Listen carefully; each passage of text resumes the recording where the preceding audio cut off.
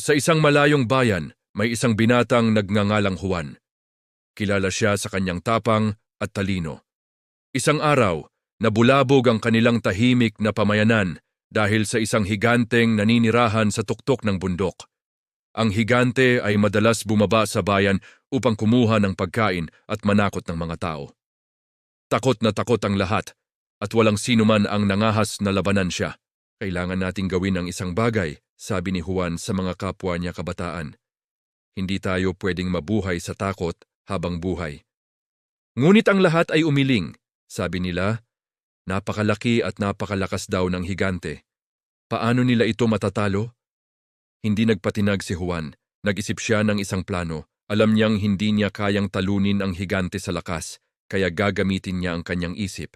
Yung mga kinabukasan, maagang umakyat si Juan sa bundok. Daladala ang isang malaking sako na puno ng asin at isang matulis na itak. Pagdating niya sa tirahan ng higante, nakita niya itong natutulog ng mahimbing. Dahan-dahan siyang lumapit at maingat na ibinuhos ang asin sa paligid ng higante. Pagkatapos ay nagtago siya sa likod ng malalaking bato at naghintay. Nang magising ang higante, nakaramdam ito ng matinding uhaw. Nakita niya ang isang malaking banga ng tubig sa di kalayuan. Mabilis siyang tumayo para uminom, ngunit pagtapak niya sa sahig, naramdaman niya ang matinding hapdi sa kanyang mga paa. Ang asin ay pumasok sa mga sugat at gasgas sa kanyang balat. Aray! Ang sakit! Sigaw ng higante habang nagpapadyak. Sa sobrang sakit, hindi na niya napansin si Juan na mabilis na tumakbo papalapit sa kanya. Gamit ang matulis na itak, sinugatan ni Juan ang mga binti ng higante. Dahil sa sakit at pagkahilo, natumba ang higante sa lupa. Sinamantala ni Juan ang pagkakataon. Kinuha niya ang malaking lubid na nakasabit sa pader at mabilis na itinali ang mga kamay at paa ng higante. Hindi na makagalaw ang higante. Sino ka? Bakit mo ginagawa ito sa akin? Tanong ng higante na ngayon ay mukhang kaawa-awa. Ako si Juan, sagot ng binata.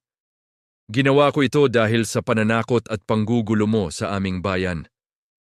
Nakiusap ang higante at nangakong hindi na babalik sa bayan at hindi na muling mananakit ng sinuman. Naawa si Juan. Pinaliwanagan niya ang higante na hindi tama ang kanyang ginagawa. Mas maganda kung magiging magkaibigan sila at magtutulungan.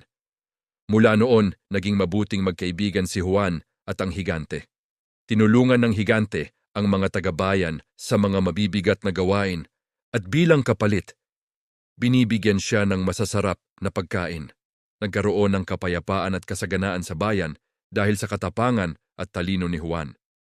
Ang kwento ni Juan at ng higante ay nagpapakita na ang tunay na lakas ay hindi laging nakikita sa laki ng katawan, kundi sa talas ng isipan at kabutihan ng puso. Sana ay nagustuhan ninyo ang kwentong ito. Huwag kalimutang mag-subscribe para sa marami pang mga aral at kwento. Salamat sa panonood